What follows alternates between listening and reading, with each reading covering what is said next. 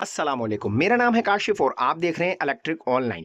अच्छा जी, बहुत सारे सवालात मुझसे दोस्त पूछते हैं और कमेंट भी करते हैं कि काशिफ भाई ये जो इंस्टेंट गीज़र हमारे घरों में लगा हुआ है, हम यूज़ कर रहे हैं, इसकी कोई ऐसी सेटिंग बता दें, ऐसी ट्रिक बता दें कि हम इसको एलपीजी पे भी यूज़ करें और सुई गैस पे भी यूज़ करें। यानी कि सिलेंडर पे भी यूज़ हो जाए गैस, जो घर में हमारे एलपीजी गैस सिलेंडर होते हैं, और जब गैस की लोड शेडिंग यानी कि हो रही हो हमारे घर में, तो हम वो पाइप उतारें, फटाफट सिलेंडर के साथ लगाएं और ये गीज़र ऑन हो जाए। तो भाई बिल्कुल ऐसी सेटिंग आज की इस वीडियो में मैंने आपको बतानी है कि आपने इसकी कौन-सी सेटिंग करनी है। लेकिन उसमें आपने किन चीज़ों का ख़्याल रखना है वो भी मैं आपको बताऊँगा, क्या करना पड़ेगा वो भी बताऊँगा। आज की ये छोटी-सी वीडियो है, वीडियो को पूरा देखिएगा। उम्मीद है आपका जो ये कन्फ्यूज़न है ये दूर हो जाएगी और आप अपने गीज़र को एलपीजी पे भी चला सकते हैं और सिलेंडर पे भी चला सकते हैं, एक ही गीज़र को। कोई भी चेंजिंग करने की ज़रूरत नहीं।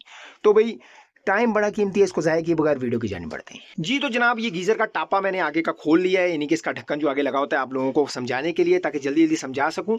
अच्छा, आपने क्या करना है, सिर्फ़ एक काम करना है और उसके बाद एहतियात भी बता दूँगा और जो आपने करना है वो भी बता दूँगा। देखें जी, ये आपने टापा खोल लिया, आपको मैंने अपनी वीडियोज़ में बताया भी हुआ है, इसके अंदर ये देखें जी 6 जट लगे होते हैं, ठीक है? 1, 2, 3 और इस साइड पे देखें तो यहाँ पर भी 1, 2, 3 यानी कि टोटल 6 जट, ठीक है? आपने क्या करना है, अच्छा ये ओपन कैसे करना है, ये 2 पेच लगे होते हैं, ठीक है? बहरहाल ये वीडियो मैंने बनाई हुई है, इसको ओपन करने के लिए आपने किस तरीके से इसको ओपन करना है, वो भी डिस्क्रिप्शन में लिंक दे दूँगा, आप देख लें वीडियो, बिल्कुल आसान है। ये देखिए 2 पेज हैं, 1 और ये 2। ये ओपन करेंगे तो ये बाहर आ जाएगा और ये 1 पेज है, यहाँ पर भी 1, 2 पेज नीचे हैं। ये देखें जी, एक ये और एक इसके साइडों में, यहाँ से इसका पेच जो है ना, पेचकस यहाँ से डलेगा, यहाँ से। तो ये दोनों ओपन हो जाएँगे, ये चीज़ आपकी जो है वो बाहर आ जाएगी। जब बाहर आएगी, आपने आपके पास सुई है या बसकूआ है, उसके साथ ये जो जेट लगे हुए हैं ना, एलपीजी वाला आपके पास अगर गीज़र है, ठीक है? आपने क्या करना है, इसको उस सुई के साथ खोल लेना है, ठीक है?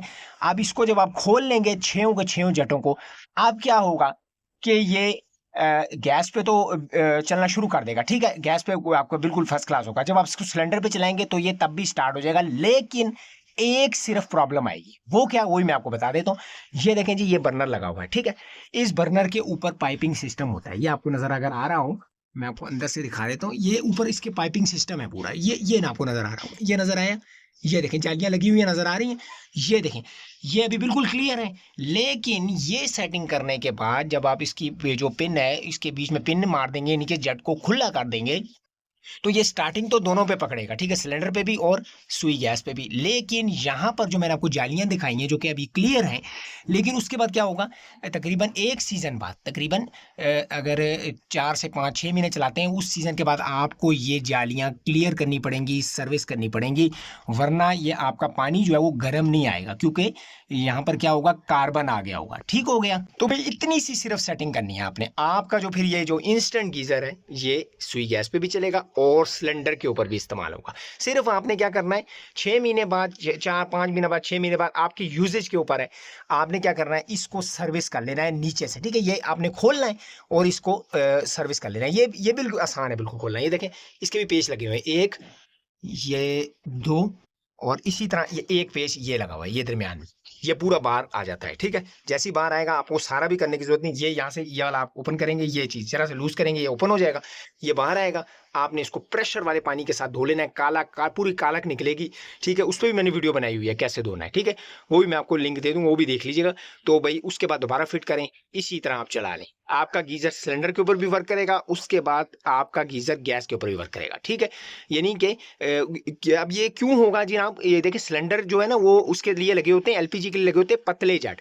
जब हम उसके अंदर से सुई गैस गुजारेंगे तो वो कच्ची गैस फेंकेगा। जब कच्ची गैस फेंकेगा, जैसा कि आपने देखा होगा बर्तन काले होते हैं ना, तो भाई वो कालक जमी होती है, ठीक है? इसी तरह इस गीज़र के अंदर से भी कच्ची गैस निकलेगी और भाई वो ऊपर वाले पाइपिंग के यानी कि यहाँ पे जाले में जाके काला काला हो जाएगा, ठीक है? और उसके जब वो ज़्यादा जमा हो जाएगा तो भाई हीट नहीं पहुंचेगी पाइपों तक, पानी इतना गर्म नहीं होगा, नॉर्मल गर्म होगा, ठीक है? तो भाई वो सीन यहाँ पे होगा, उसको आपने सर्विस करना है। फिर आप दोनों पे चलाएं, सुई गैस पे भी चलाएं और इसको आप सिलेंडर के ऊपर भी चलाएं।